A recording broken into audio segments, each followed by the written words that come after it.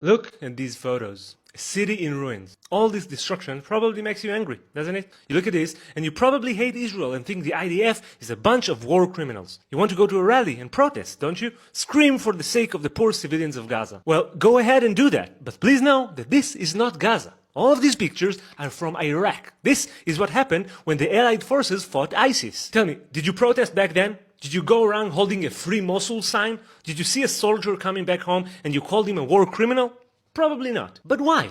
Maybe you think Hamas is better than ISIS. Well, that's just pure ignorance. That's evidently not true. You can compare the charters of the two, the fighting methods, the governing principles, the horrific ways of torture. They are the same. Exactly the same. Or maybe you're protesting now and not back then because you feel for the Palestinians more than you feel for the Iraqi people. So tell me, did you protest when the Assad regime in Syria killed 4,000 Palestinians? Did you protest when the Jordanian government renounced the Palestinians off their citizenship, leaving them without rights? Did you ever take a look at Palestinian life in Arab countries? You didn't. You only care when Jews are involved. Maybe the whole thing isn't really about loving Palestinians, but simply hating Jews. Maybe that's why you walk around calling death to all Jews, even though more Jews live outside Israel and don't have much to do with this conflict. By the way, just to be clear, I'm an atheist. I don't put the Jewish religion over the others, but this isn't about Judaism, it's about the Jewish people. Like it or not, archaeological findings link the Jewish people to Israel from early as the 13th century BC. That's over 3,000 years ago. We're not going anywhere. Get used to it. So if you just feel like hating us, then at least be real about it.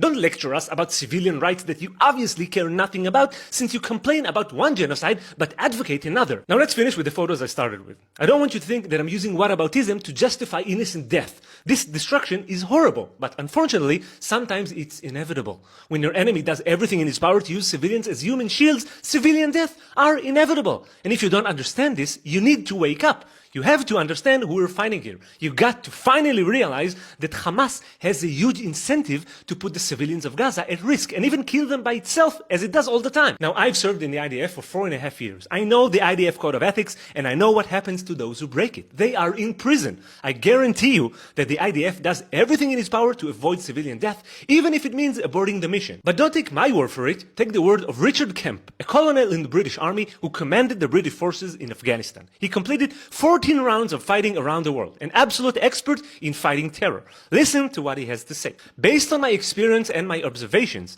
the IDF does more to safeguard the rights of civilians in a combat zone than any other army in the history of warfare.